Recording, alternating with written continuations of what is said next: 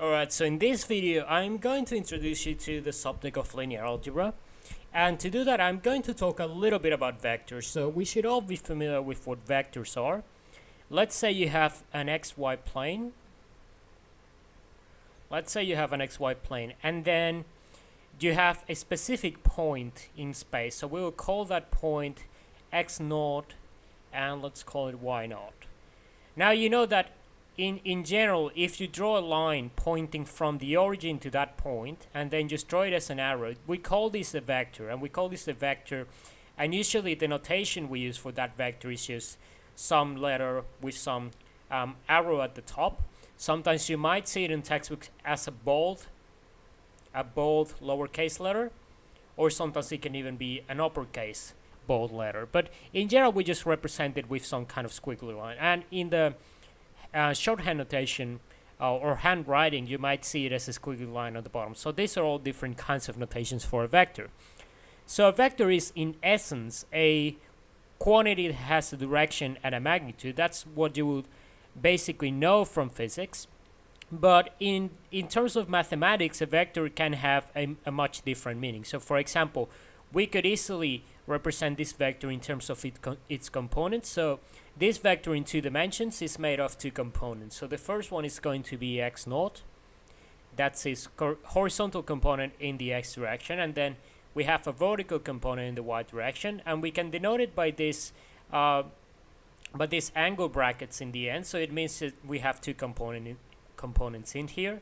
You might also see it as a column vector in which the components are written in a column such as this one, or you might also see it as a row vector. So definitions really vary quite a lot, and basically you can extend this concept to much higher dimensions. So for example, if we have a vector in 3-dimensional space, we're going to have our x, y, and z plane, or x, y, z space, I should say, and that's going to be some point there. So basically the vector is now going to have 3 components, so we can represent it as x0, y0, and z0. And each of those components really is just it's basically a scalar quantity, so it's just some value that we attach to a unit vector that is pointing in the direction of each of those axes. So basically these are just scaling factors that tell us how much of that total length is actually projected along each of those axes. So you might argue that you can also draw a vector in the following way. So you can just write it down in terms of its components. So x0 along the direction of the unit vector x plus y0 along the direction of the unit vector y, and z0 along the direction of the unit vector z.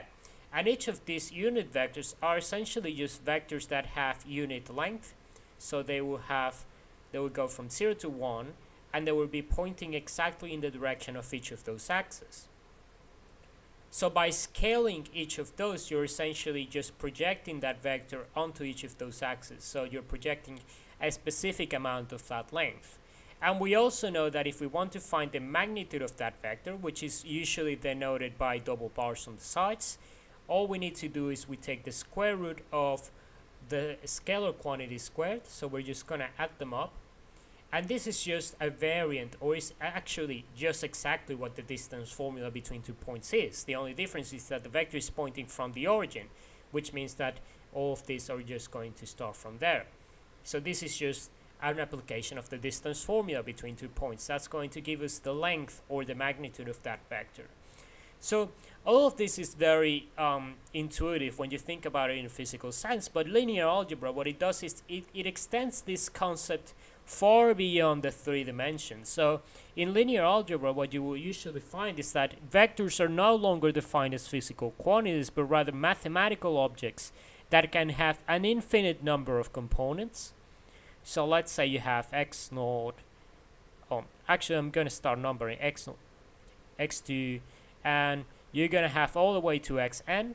So basically this is just a vector that exists within the space Rn, because basically there are n dimensions, which means that you can have n components. One component corresponds to each direction within that hyperspace, if you want to call it a hyperspace, essentially. So when you're treating things like this, what you're doing is you're listing essentially numbers, you're listing values on something we call an array. If you're using computing terms, you might call this an array instead of a vector, but the terms are interchangeable in many cases.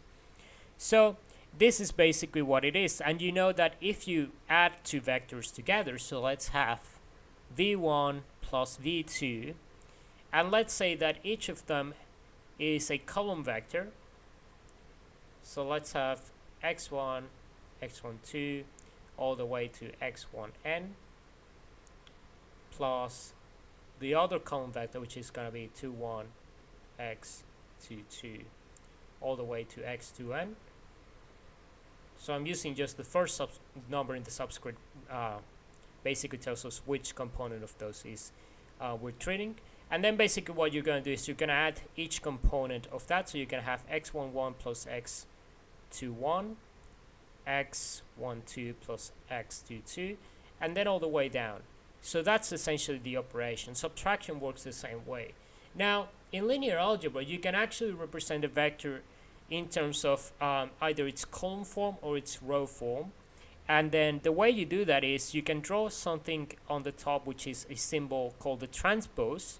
So if you draw a capital T as a power of that vector, that's just an operation that tells you you're going to basically exchange the whole column. So each column is now going to become a row. So how would that look like? Well, let's have a look. Let's have a look at this. So if by definition both vectors are column vectors, then this operation here would be the following. You would have your column vector 1,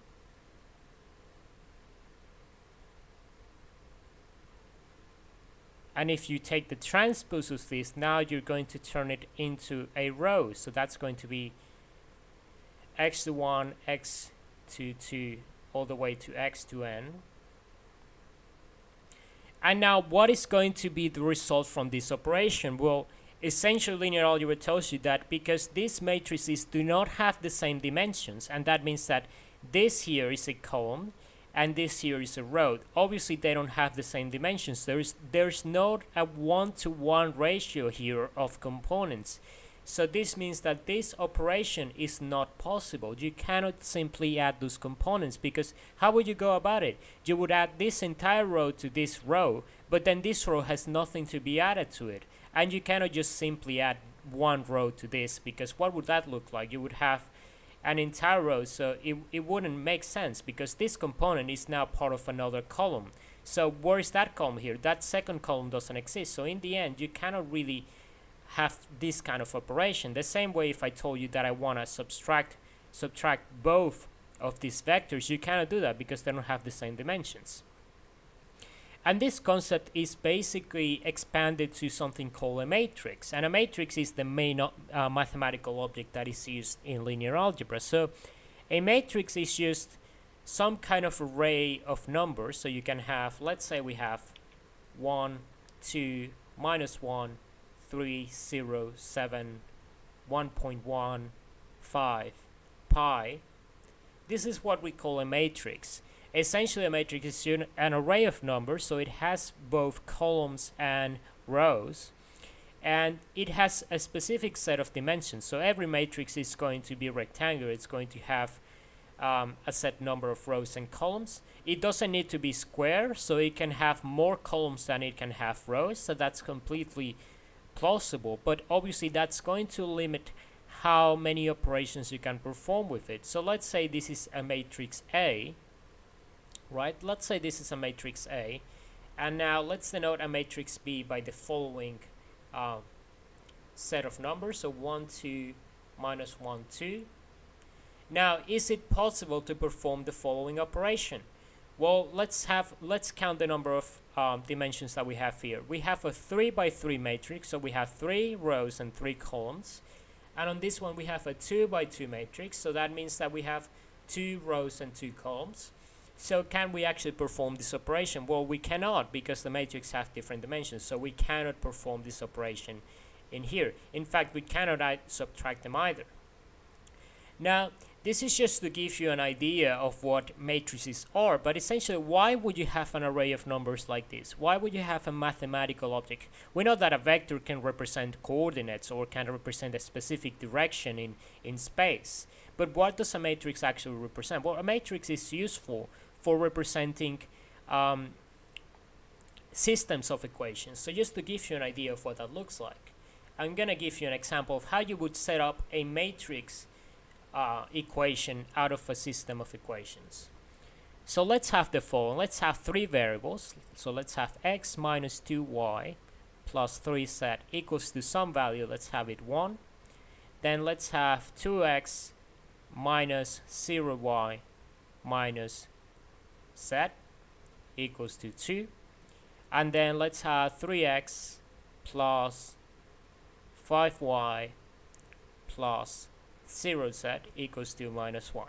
Now this doesn't really need to have a solution, but essentially what you can do is you can see that each of these components here has a value, a scalar value attached to it. So you can consider each of these elements being the value of a vector or a unit vector in each direction. So how can we solve this? Well, usually you would use substitution, so you would solve for one of the variables first, input it into the next equation, then solve for the next variable, input into the third, and once you have reduced your equation to an equation with just one variable, you solve for that one and then plug that value into the other ones to solve for all three.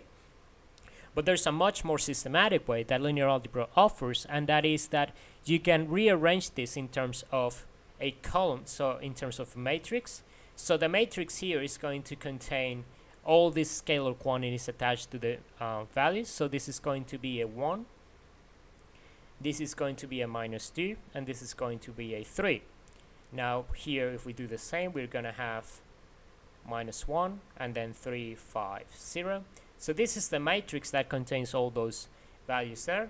And then in here, we're going to multiply this matrix by a column vector, and that column vector is going to contain those three quantities, so x, y, and z.